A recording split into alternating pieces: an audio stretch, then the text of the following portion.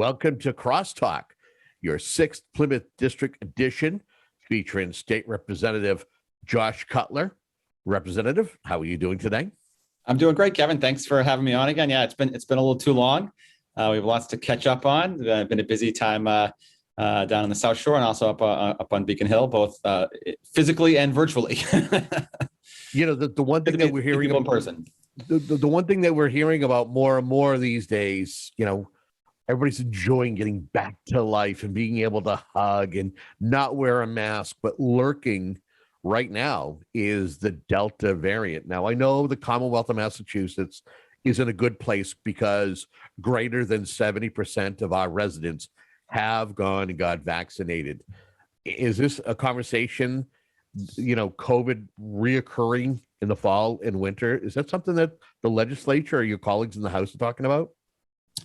Yeah, so it's a concern, obviously. You know, all the variants, especially the Delta variant. I think it's a good time to sort of remind folks about the importance of getting vaccinated. You know, all the studies that I've seen, again, I'm no expert, you know, that if you are vaccinated, it is very effective against the different variants. So I think that's a good reminder to all of us. You know, who still maybe are waiting on that. As folks probably know, the governor announced a plan of Vax Millions, basically a lottery system, as other states have done successfully, to encourage people to get vaccinated, and that is now in effect. Residents can enter starting this past July 1st. So it's now open, and there are 5 $1 million prizes available and 5 college scholarships available up to $300,000 for students. So some nice potential prizes there.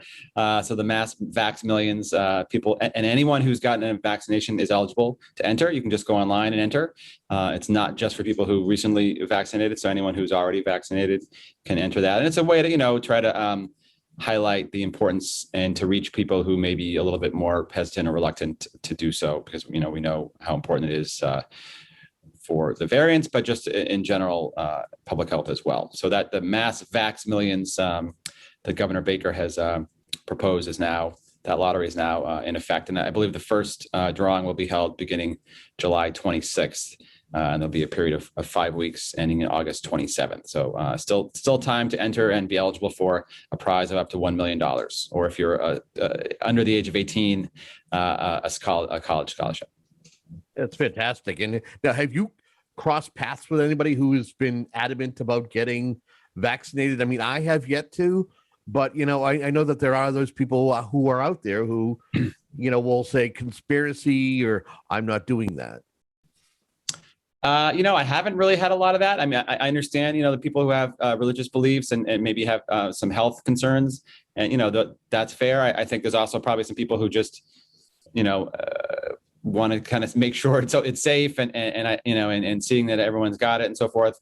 And I think we've reached the point where, you know, there's enough science out there that, you know, it is safe. And so I haven't seen a lot of that, though, Kevin, which is encouraging. And I would just encourage everyone to go out and get vaccinated. I think it is. We've seen the importance, and with the variants, you know, we've seen some spikes in other areas. Massachusetts is doing a great job overall with the percentage, and you know, we don't want to backtrack or backslide on that. I know you and your colleagues, not only the House but the Senate, were very diligent during COVID to make sure that if there were certain policies or ways to help residents or businesses, you were very, very proactive. And I believe that recently there was a move put on to extend some COVID policies. Is that correct? Yeah, so we've seen, you know, I mean, the pandemic, you know, obviously was not something we welcomed, but there are some benefits to it, and that some policies that we put in place, you know, proved to be an improvement, you know, and obviously being able to do things virtually in many cases can be a benefit, brings access to voices who may not be able to participate, or, you know, a whole measure of benefits. Some of those policies, we recently made some decisions to extend, even though the state of emergency has officially ended. One of those was the cocktails to go at local restaurants. That was something that proved very popular and helped to support our restaurant industry, you know, during a tough time. So that has been extended to May of 2022. There was we put in policy to cap third-party delivery fees, which were in some cases really exorbitant, and they were also charging restaurants a significant amount.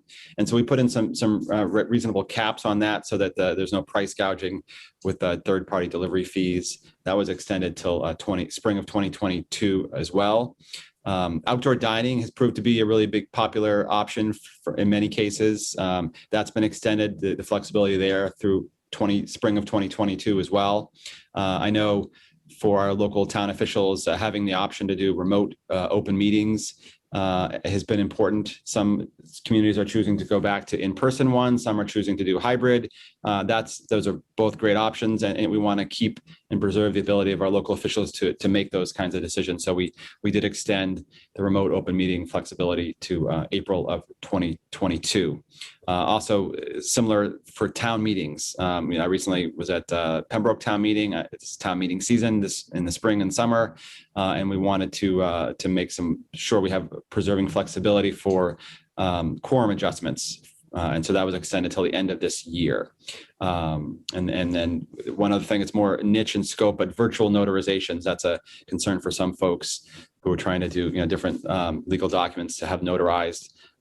We extended the flexibility on virtual notarizations through the end of this year. So those are some of the policies that were well received and seem to be a net benefit during the pandemic. And so we want to continue with them, and we'll revisit those next when they do run out next spring and see if they're worth making on a more permanent basis. But this gives us more time to kind of live with them and see how things shake out. So that was some good news, I thought, to try to preserve some flexibility in those areas. Aside from creating legislation and setting policy, I know that you serve on a few different commissions and committees. Any updates in any of those areas? Yeah, it's been busy, Kevin. As you know, I'm the House Chair of the Labor and Workforce Development Committee, which is a busy committee, and this has certainly been a busy time when we're looking at a lot of workplace issues, the future of work, and where's the workplace and how we work and where we work and so forth, and a lot of those kinds of questions. Also, unemployment, that we know that has been a big issue the past year, sadly, with many folks needing to rely on unemployment benefits. We've seen some improvement there, but so both of those big topics kind of come under my committee. So it's been a busy time for us as we kind of grapple with and dive into those issues. And we have a couple of commissions, one on the long-term solvency of our unemployment insurance trust fund, trying to look at ways we can shore that up because the COVID has really done a number on our UI trust fund. So trying to see how we can make sure that that's solvent for the long term, because we know how important that is as a safety net for our residents and also the impact that it has on our business community. So that's been one big endeavor that I've been really involved with. I co-chair the commission. And the other one that we're doing now is a little more fun, I would say, on the future of work. There's a commission on the future of work that I'm co-chairing. And we just recently had our first meeting. We heard from some different experts about that. And that's sort of looking at sort of some of the broader issues here in Massachusetts as policymakers. The nature of work, putting aside COVID for a moment, the nature of work is changing, and how can we adapt and adjust to those changes, or in some cases, maybe spur them on. And obviously COVID has accelerated that change in many ways, but looking at some of these future of work issues is one of the charges of this commission. And we have a great commission with about 17 members who are looking at that. And we had our first meeting, as I said. We'll be doing some that was a virtual meeting. We'll be doing some further meetings in person. In fact, we're going to be bringing the commission down here to the South Shore in the fall. Going to be hosting a commission hearing probably in Plymouth for the South Shore region for folks to weigh in and talk about some of these issues that whether you're an employee, employer, or small business, some of the things that people are seeing in terms of the nature of work and how we want to see and frame policy to encourage those kind of positive changes in the future. So that's been fun to hear and kind of look at some issues in terms of trying to look down the road a little bit to the future. We're actually going to be having a hearing soon up at MIT to kind of learn and talk about some of the tech issues with future of work. So that's been fun to dive into. So those are just a couple of things, Kevin, that we've been working on. There's obviously a lot of issues before Labor and Workforce Development Committee, and it's a pretty robust schedule. But I'm really enjoying my role and having opportunity to serve in this leadership position and on behalf of my constituents and the South Shore, and give us a voice on these really important issues that affect the whole Commonwealth. If you're just tuning in, we are speaking with the State Representative Josh Cutler as he represents at Duxbury, Pembroke, and Hanson, and not all of Duxbury, because we don't want to. There's another representative who also takes up a portion of Duxbury. Anything you want to touch upon in regards to your district? I know that there was a successful vote to possibly to build a new community center in Pembroke. That's got to be some exciting news. Yeah, that is exciting. Yeah, Pembroke approved both at town meeting and at the town election funds for a new community center, which is something I've supported. I think it's a great project. It's really going to help to, I think, revitalize that area. There's an old school that's used as a community center now, and it's long past its useful life. And having a vibrant community center that will also serve as our senior center, I think is going to be great. It's going to be fantastic. I've seen, and Duxbury has a fantastic senior center that it's called a senior center, but it's really a community center. I spent a lot of time there, or I used to before COVID, and now will be again. And it brings the community together, and it's a nice multi-generational place for people to gather. And so I think this will be very similar in Pembroke, and I think it's going to be something really great to revitalize the whole town center area.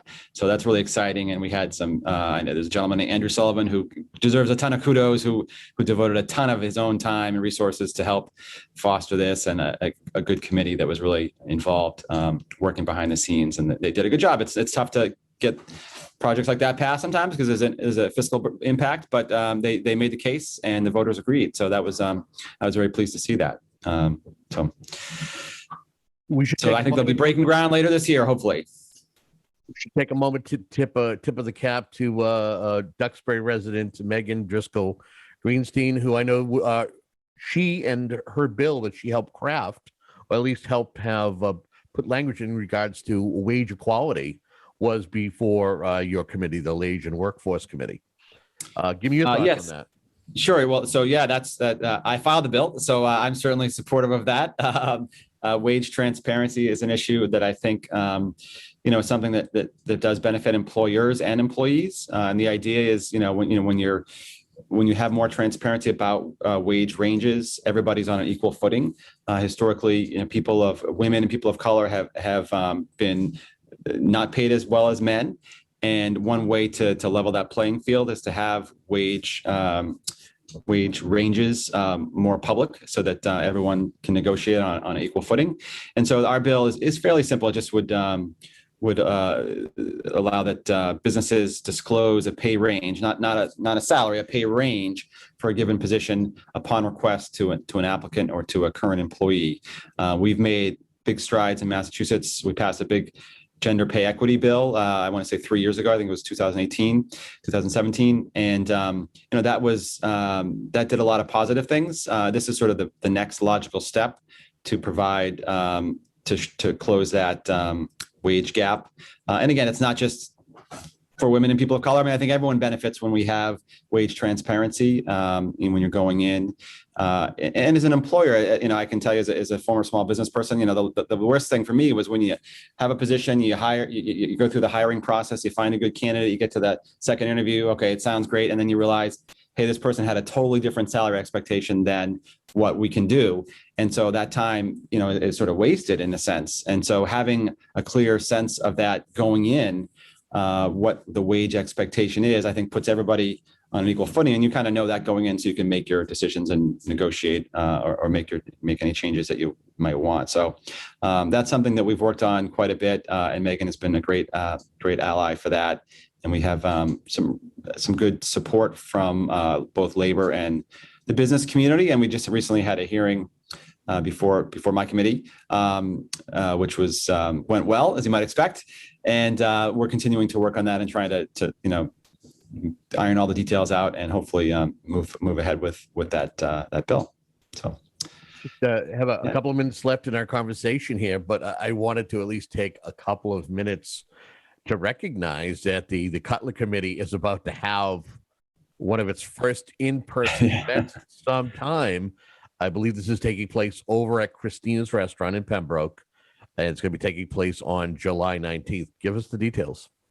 Yeah, no, it's Kevin. It's nice. We've done some virtual events over the last year, but it's nice to be able to in general, just to see people in person. I just came back from just a little coffee meeting at the local coffee shop, and it was nice to.